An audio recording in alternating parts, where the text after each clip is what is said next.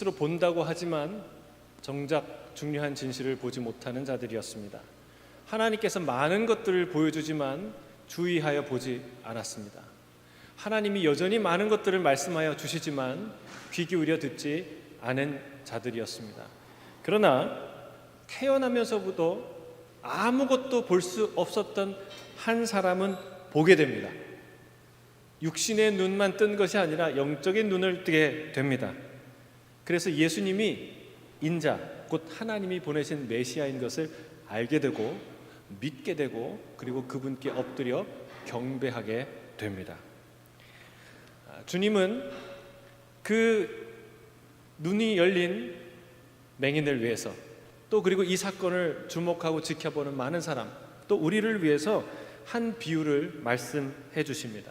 예수님이 정말 누구신지, 예수님을 믿는 것이 뭘 의미하는지, 우리가 왜 그분을 따라가야 하는지, 또는 왜 다른 일을 따라가면 안 되는지에 관한 이야기를 해주십니다.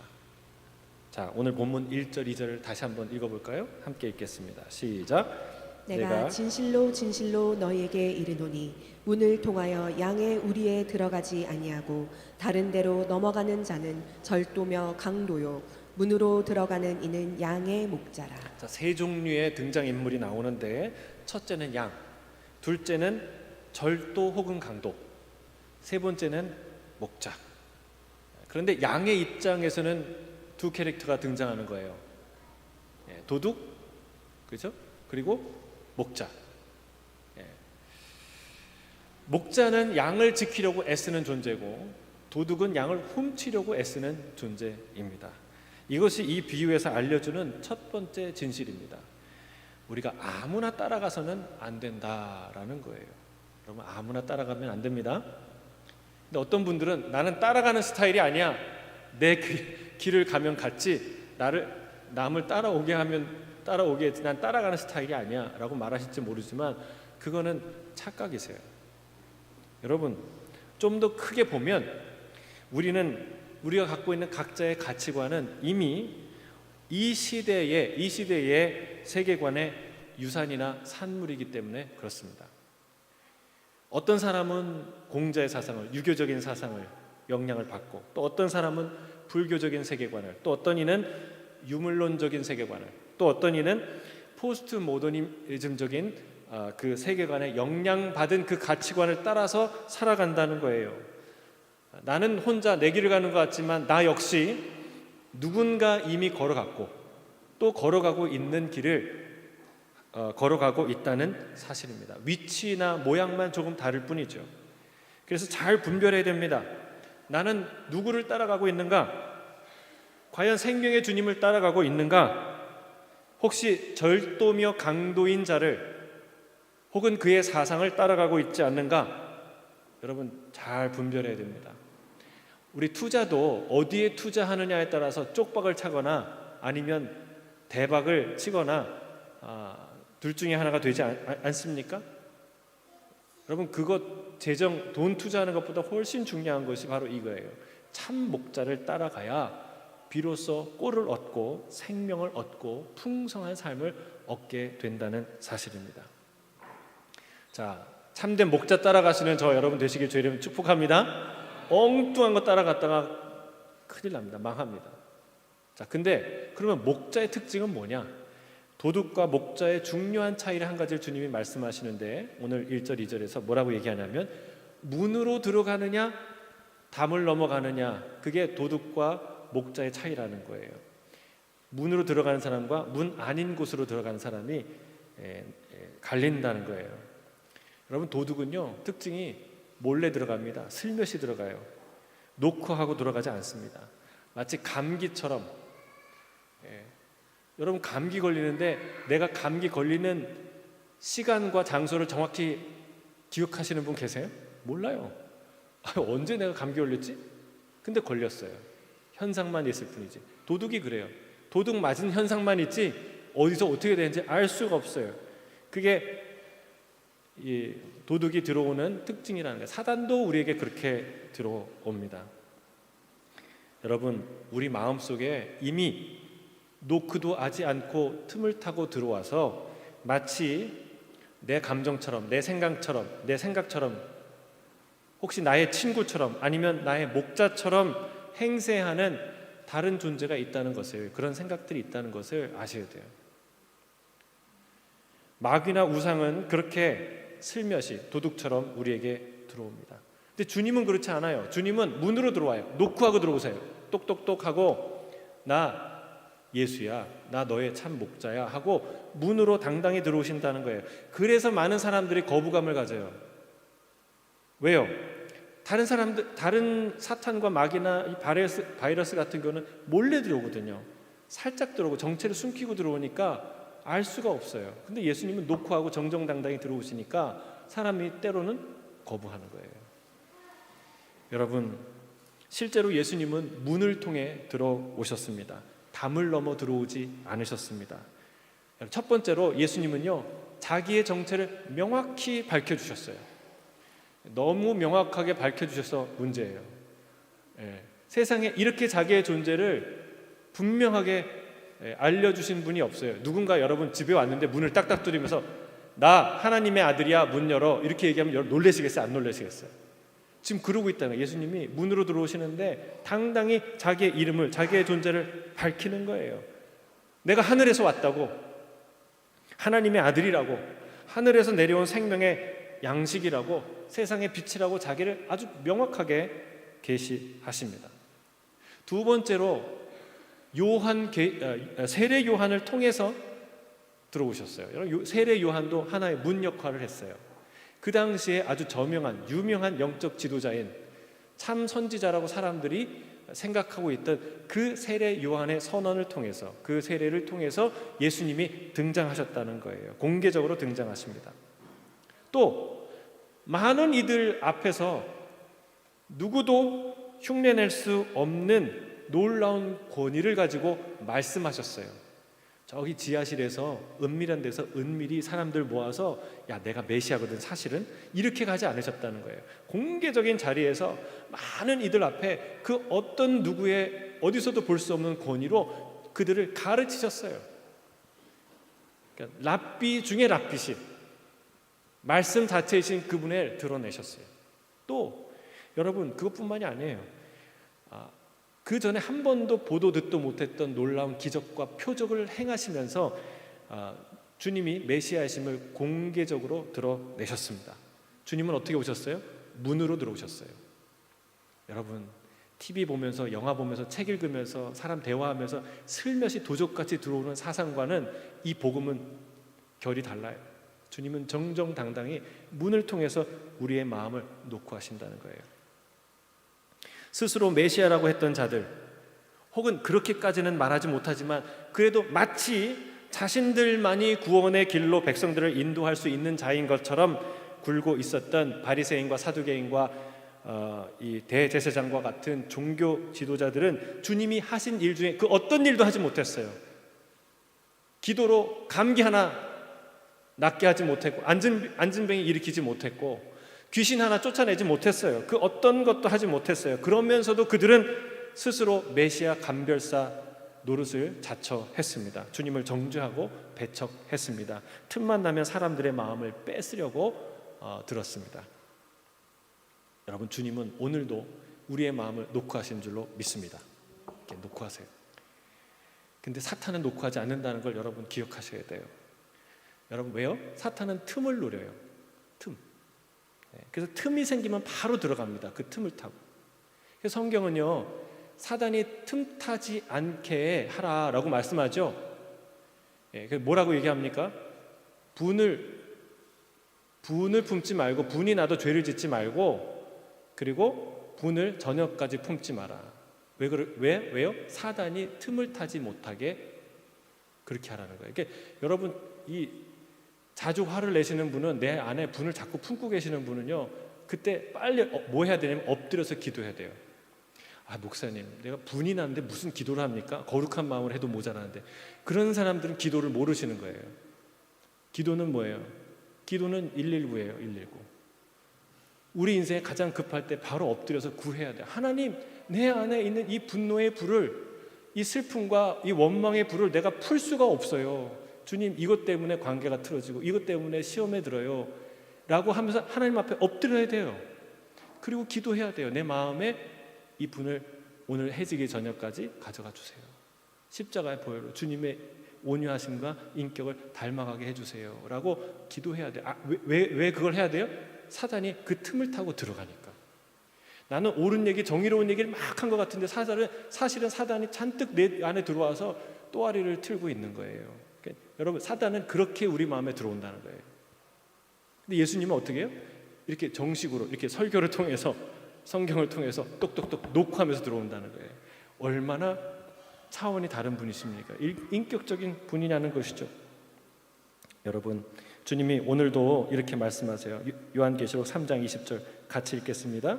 시작. 볼지어다 내가 문 밖에 서서 두드리노니 누구든지 내 음성을 듣고 문을 열면 내가 그에게로 들어가 그와 더불어 먹고 그는 나와 더불어 먹으리라.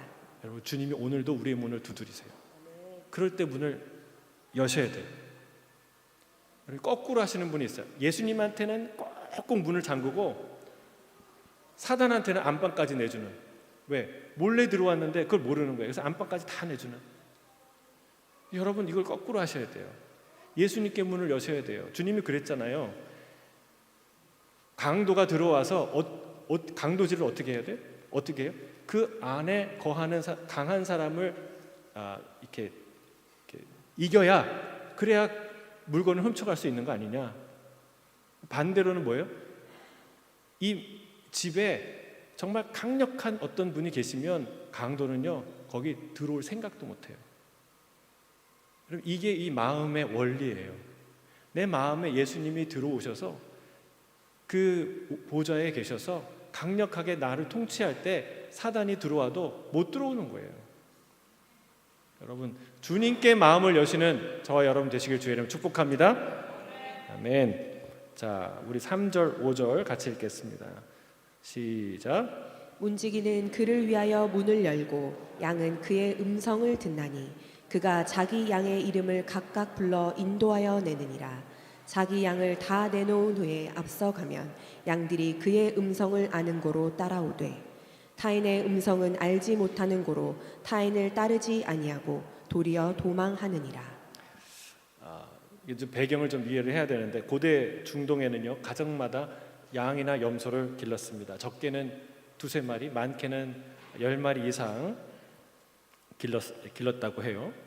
평소에는 이 젖을 짜서 음료처럼 또 음식에 해서 먹고, 털도 이제 이렇게 사용하고, 또 그것을 팔거나 또 키워서 팔거나 또는 잡아먹는 중요한 절기 때 또 음식으로 쓰는 그런 매우 요긴하고 중요한 재산이었어요. 그래서 춥거나 날씨가 험할 때는 집안에 두었지만, 그러나 보통 마을에 있는 공동 우리에 축사에 같이 넣고 키웠습니다. 밤에는 삭슬 주고 일꾼을 사서 그 우리의 문을 지키게 했죠. 온 마을에 양과 염소가 뒤섞였는데 헷갈리지 않을까요? 헷갈리지 않는다는 거예요. 왜냐하면 이 양과 염소가 그 목자의 목소리를 안다는 거예요. 목자도 그 양들의 생김새나 이름을 다 알아서 이렇게 아침에 그 이름을 부르면 정말 그 양들이 이렇게 귀신같이 알아듣고 온다는 거예요. 그리고 걔네들 데려가서 꼴도 먹이고 물도 먹이고 또 다시 이제 오는 거죠. 이런 풍경은 그들에게 너무나 익숙한 풍경이었어요. 여기서 이 구절에서 중요한 단어는 바로 음성입니다. 음성. 양이 목자를 따라가고 타인을 따라가지 않는 이유가 바로 이 음성 때문이에요. 양은 자기 목자의 음성을 안다는 거예요. 목소리가 다르면 따라가지 않는다는 것이죠. 도망간다는 거예요. 자, 그러면 이 말이 맞으면 걱정할 필요가 없겠네요. 아니, 양들이 다 알아서 목자의 음성을 분별하는데 무슨 걱정이겠어요? 왜 이런 말씀을 하실까요? 여러분, 이 말씀은 음성을 잘 듣고 분별하라는 말씀이에요. 음성을 잘 듣고 분별하라. 잘 들어보라.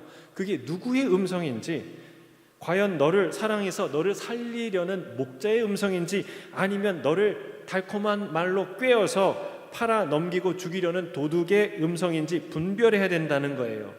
잘 들으면 알 수 있어요, 없어요? 알 수 있다는 거예요. 왜? 너희들은 내 양이니까. 사도 요한이 얘기하잖아요. 주님이 자기 땅에 오면 자기 백성들이 그를 영접하지 아니하였다고 그랬는데 그 말이 역설적으로 뭐예요? 우리는 주님의 양들이라는 거예요. 주님의 백성들이라는 거예요. 그러니까 우리가 잘 들으면 알 수 있어요. 주님의 음성을 분별할 수 있습니다. 자, 누가 분별했습니까? 평생 한 번도 보지 못했던 맹인으로 살았던 이 사람은 분별했습니다. 바리새인들이 제 아무리 예수에 대해서 신학적인 안식일 문제에 대해서 꼬투리를 잡고 신학적인 문제 제기를 해도, 그리고 그들의 권위로 아무리 큰 목소리로 이 사람이 죄인이라고 떠들어도, 그런 분위기를 만들어가도 그에게 숨겨지지 않는 너무나 명백히 보이는 사실이 있는 거예요. 뭐가 보입니까? 자기 인생의 잭팟이 터진 거예요. 여러분, 맹인으로 저주받은 죄인으로 사람들을 손가락질하며 그렇게 받으며 살아갔는데 눈을 뜬 거예요. 듣도 보도 못한, 누구도 행할 수 없는 일을 그분이 나에게 행한 거예요. 여러분, 이 큰 일이 나에게 이루어진 것은 하나님이, 전능하신 하나님이 행한 것이 너무나 분명하고, 또 이것은 죄인을 통해서 일어날 수 없는 것이 너무도 분명한 거예요. 그리고 그분을 만났잖아요. 자기에게 다가오셔서 건네주신 그분의 목소리, 그가 들은 그분의 따뜻한 음성, 내 눈을 어루만지셨던 그분의 손길, 그 특별함이 느껴지는 거야. 아, 그분이구나. 알게 된 거죠. 사랑하는 성도 여러분, 우리는 목자 따라가야 합니다. 사람 따라가서는 안 됩니다. 자칭 목자라고 말하는 그런 사람 따라가서도 안 됩니다. 우리는 누굽니까? 다시, 우린 누굽니까? 아멘. 우리는 예수 따라가는 사람들이에요.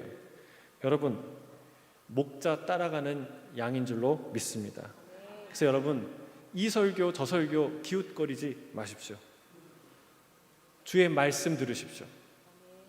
주의 말씀을 붙드세요. 여러분, 목자의 음성을 직접 들어야죠. 다 설교라는 것은 주의 음성 듣고, 아, 우리 주님이 이렇게 얘기하실 때 전달하는 거 아니에요. 여러분, 생명의 주님이 하신 말씀이 생생히 기록되어 있는데, 여러분, 그 말씀을 들어야 하지 않겠습니까? 시간을 들여서, 마음을 들여서 목자의 음성을 듣게 되시길 주의 이름으로 축복합니다. 그게 첫 번째예요.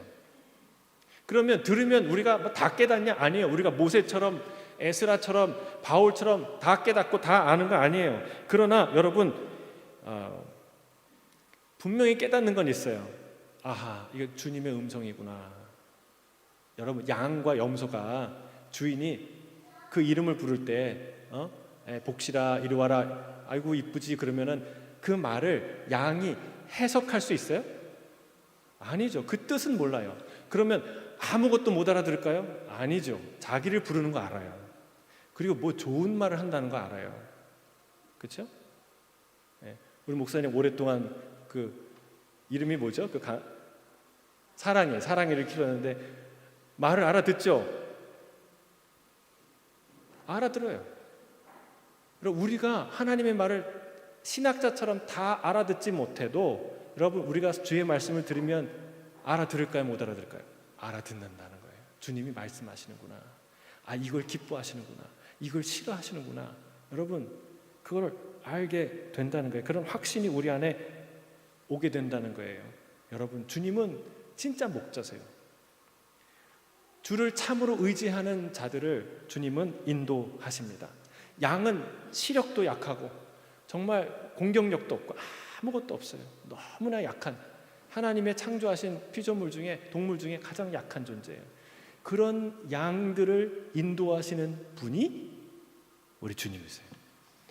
여러분, 주님을 의지할 때, 주의 음성을 들을 때 주의 인도하심을 받게 될 줄로 믿습니다. 이런 사람 따라가면 안 됩니다. 어떤 사람? 말은 예수님 얘기하는데 자꾸 자기 의견, 자기 생각 따라오도록 만드는 사람, 그런 사람은 경계해야 돼요. 나만 따라오도록 하고 자신의 영향력 아래 두려고 하는 사람 따라가면 안 됩니다. 자기 라인을 만들고 계파를 만들고 그러면 안 됩니다. 어떤 사람 가까이 해야 되느냐? 스스로 예수님께 갈 수 있도록 진심으로 돕는 사람들. 이런 사람들을 가까이 해야 돼요. 우리는 각자가 목자의 음성을 듣는 양이 되어야 될 줄 믿습니다. 자, 목자의 특징 또 하나, 진짜 목자의 특징, 도둑이 아닌 목자의 특징이 하나, 중요한 특징이 나옵니다. 3절에 보면은 목자가 뭐라고 해요? 자기 양의 이름을 부른대요. 자기 양의 이름을 각각 불러서 인도하여 낸다라고 말씀하십니다. 이름을 안다는 것은 그 존재를 알고 있다는 뜻이고 그와 아주 특별한 관계를 맺고 있다는 뜻이에요. 저희 집에는요 6명의 사람과 3개의 또 다른 생명체가 있습니다. 각각 하나는 밀키, 또 하나는 야옹이, 또 하나는 비니라는 이름으로 불려지고 있습니다. 저는 그 생명체 이름을 알 뿐만이 아니라 그들의 특성을 압니다. 옆에 와서 끙끙거리면 이게 뭘 뜻하는지 알아요. 이 타이밍에 이 상황에서 얘가 끙끙거린다는 거는 뭘 말하지? 물을 달라는 건지, 사료를 달라는 건지, 나랑 놀자는 건지, 여기 앉고 싶다는 건지 이게 알게 돼요. 고양이를 둘이 키우는데 똑같은 고양이인데 전혀 다른 고양이에요. 하나는 아주 그냥 새침하고 얌전해요.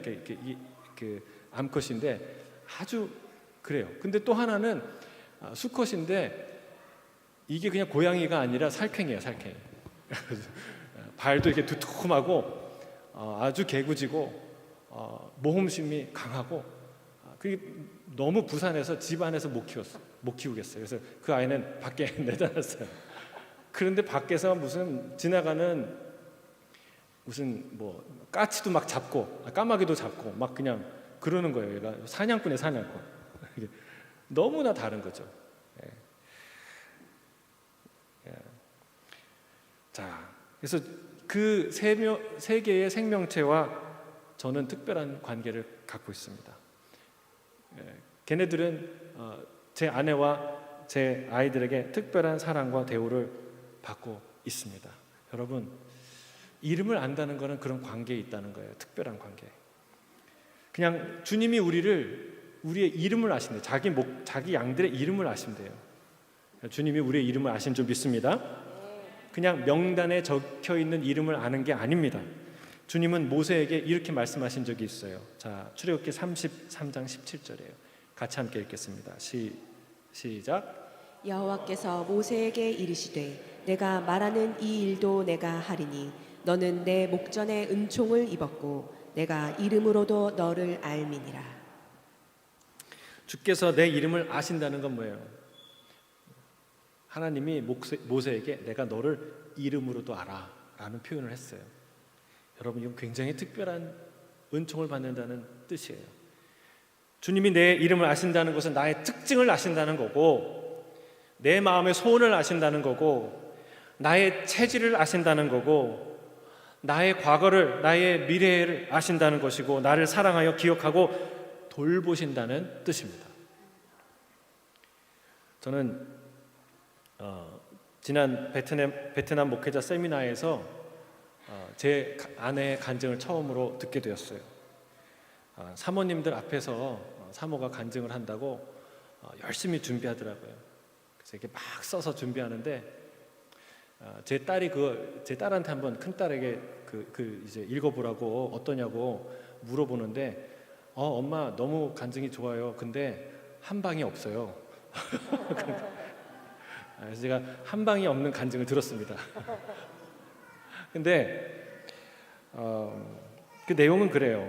내용은 다 말씀드릴 수 없지만 내가 사모가 되고 싶어서 된 게 아니고 사모가 되겠습니다 기도해서 된 게 아니고 이 남자를 사랑했는데 이 사람이 목회의 길을 가니까 사모가 된 거 아니에요? 그래서 제가 사모의 길을 가고 있는데 생각해 보니까 그렇게만 가면 안 되겠다는 거예요. 왜? 이 인간이라는 게, 사람이라는 게, 마음이라는 게 어떻게 바뀔지 모르니까 사람 의지하면 안 되겠더라. 그래서 기도하고 하나님께 기도하는데 하나님이 말씀을 주셨다는 거예요. 이사야 54장의 10절의 말씀에 산들이 떠나고 언덕들이 옮겨질지라도 너를 향한 나의 자비, 내 사랑은 옮겨지지 않을 것이다. 나의 언약은 흔들리지 않을 것이다. 이 말씀을 주셨대요.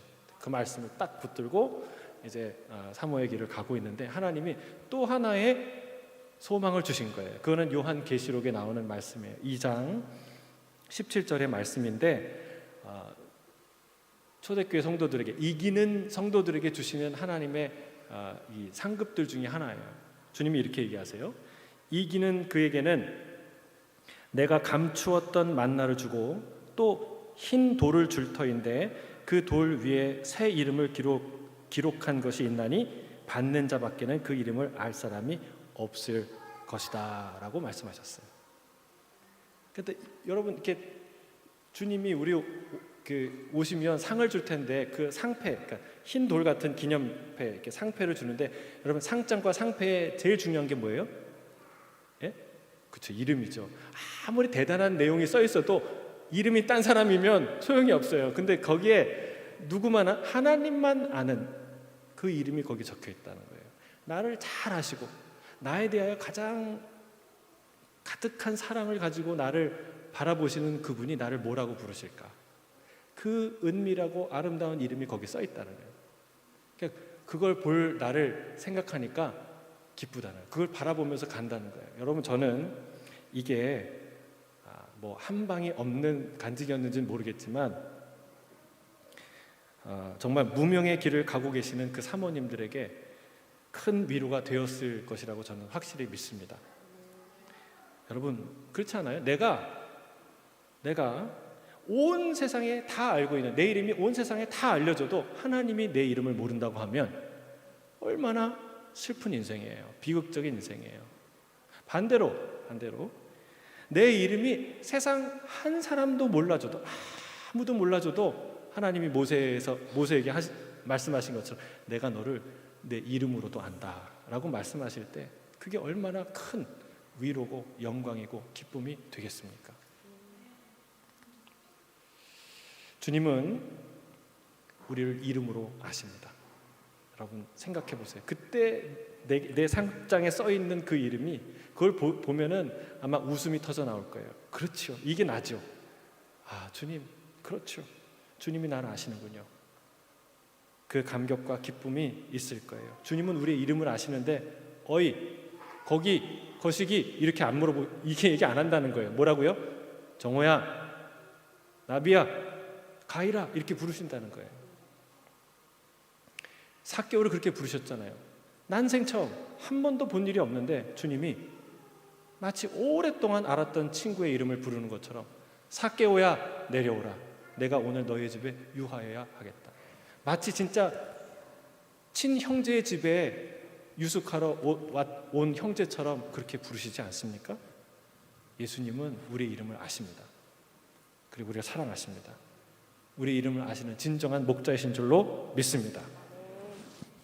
자, 이 얘기를 하는데 그래도 못 알아듣는 사람들이 있어요. 그래서 주님은 좀 더 명확하게 이해할 수 있도록 자세히 말씀해 주시죠. 우리 7절에서 10절 말씀 다시 한번 읽겠습니다. 7절에서 10절 시작. 그러므로 예수께서 다시 이르시되 내가 진실로 진실로 너희에게 말하노니 나는 양의 문이라. 나보다 먼저 온 자는 다 절도요 강도니 양들이 듣지 아니하였느니라. 내가 문이니 누구든지 나로 말미암아 들어가면 구원을 받고 또는 들어가며 나오며 꼴을 얻으리라. 도둑이 오는 것은 도둑질하고 죽이고 멸망시키려는 것뿐이요 내가 온 것은 양으로 생명을 얻게 하고 더 풍성히 얻게 하려는 것이라. 아멘. 참 목자는 문으로 들어온다고 하셨잖아요. 근데 이제는 내가 양의 문이다 말씀하세요. 이걸 이해하려면 그때 풍속을 또 좀 이해해야 돼요. 여러분, 계절이 바뀌면 풀이 없을 때는 멀리 가야 돼요. 그래서 야외에서 유숙해야 되는 그런 상황이 됩니다. 근데 야외에서 양들을 밤에 지킬 우리를 만드는 건 쉬운 일이 아니에요. 그래서 굴을 사용하거나 보통 또는 가시덤불이 있는 곳을 이제 잘 정리해서 거기에 우리를 삶거나 아니면 낮은 울타리를 만들어서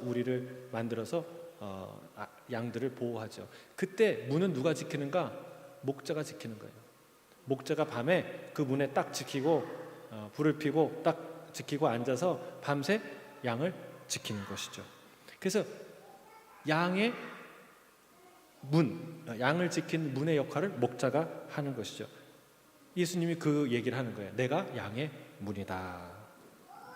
양들은 우리의 문 역할을 하는 목자를 따라서 들어가며 나오며 물도 먹고 꿀도 먹게 되는 것이죠. 사랑하는 성도 여러분, 어떤 문을 사용하느냐, 어떤 문으로 들어가느냐에 따라 우리의 인생이 결정되고 달라집니다. 생각해 보세요. 세상에 수많은 문들이 있는데 여러분이 매일 들락거리는 문은 하나예요. 그렇죠? 하나예요. 여러분 집. 근데 가깝다고 옆집 문 들락날락하면 돼요, 안 돼요? 안 됩니다, 여러분. 아무리 잘 알아도 그러면 안 돼요. 그 다른 인생이 됩니다. 그러니까 어떤 문을 들락날락하느냐에 따라서 그 인생이 달라져요. 여러분, 교회 문을 자주 들락날락하는 사람과 술집 문을 자주 들락날락하는 사람이 같겠어요, 다르겠어요? 둘 다 하면 안 되죠. 여러분, 그러니까 어떤 문을 들어가느냐, 어떤 문을 사용할 때에서 우리 인생이 결정된다는 것을 알아야 돼요. 예수님은 자신이 문이라고 말씀하십니다. 어떤 문이요? 첫째는 구원의 문, 생명을 얻는 구원의 문. 다른 문은 없어요. 둘째, 꼴과 양식을 풍성히 얻는 생명의 문, 축복의 문이라고 말씀하십니다. 다른 문은 다 도둑들, 강도들의 문이라는 거예요. 그 문 들어가면 뺏기고 맞고 죽임을 당하는 문이에요. 그런데 역설적인 사실이 여기 있어요. 그 도둑들, 강도들의 문은 크고 화려하다는 거예요. 그래서 많은 사람들이 그 문으로 들어간다는 거예요. 반대로 생명의 문은 좁고 협착해서 찾는 이가 적다고 말씀하십니다. 마태복음 7장 13절이에요. 같이 읽겠습니다. 마태복음 7장 13절 시작. 좁은 문으로 들어가라. 멸망으로 인도하는 문은 크고 그 길이 넓어 그리로 들어가는 자가 많고 생명으로 인도하는 문은 좁고 길이 협착하여 찾는 자가 적음이라. 정말 놀랍게도 좁은 문, 좁은 길이 생명으로 인도하는 길이라는 거예요. 여러분, 찾는 이가 많은 큰 길, 넓은 길, 그 길은 멸망으로 인도하는 문이라는 거예요. 빈수레가 요란하다는 말 있지 않습니까? 사기꾼과 도둑들이 더 많이, 더 확실히 빼앗기 위해서 사람들을 속이는 겁니다. 눈을 속이고 마음을 속이고 그들의 말은 달콤하고 설득력이 있어요. 그래서 실제로 많은 이들이 그들을 따라갑니다. 하지만 그들의 목적은 뭐예요? 때리고 빼앗고 죽이는 거예요. 때리고 빼앗고 죽이는 문으로 많은 사람들이 좋아라 하고 들어가고 있다는 사실입니다. 목자에게 양은 생명 같은 존재예요. 목자에게 양은 목적입니다. 그러나 강도에게, 도둑에게 양은 수단입니다. 돈벌이 수단, 그것에 불과합니다. 가져다 팔고 그리고 죽여서 먹어 치우는 그런 수단에 불과합니다. 그래서 데려가는 거예요. 사랑하는 성도 여러분, 오늘 말씀을 정리합니다. 누굴 믿으시겠습니까? 세상에 누굴 따라가겠습니까? 어느 문으로 들어가시겠습니까? 세상 어떤 지도자가 여러분을 수단이 아니라 목적으로 대할까요? 달콤한 말을 하는 사람일수록 저와 여러분을, 국민을 한 사람 한 사람을 수단으로 삼으려 하는 자의 가능성이 매우 높습니다. 우리를 살리시는 분, 생명을 얻고 더 풍성하게 얻게 하려 하시는 분은 오직 우리 주 예수 그리스도밖에 없는 줄로 믿습니다. 그분의 음성을 듣고 그분을 따르는 저와 여러분이 되시기를 주의 이름으로 축복합니다. 아멘. 기도하겠습니다. 사랑하는 주님, 강도의 음성, 나를 죽이고 때리고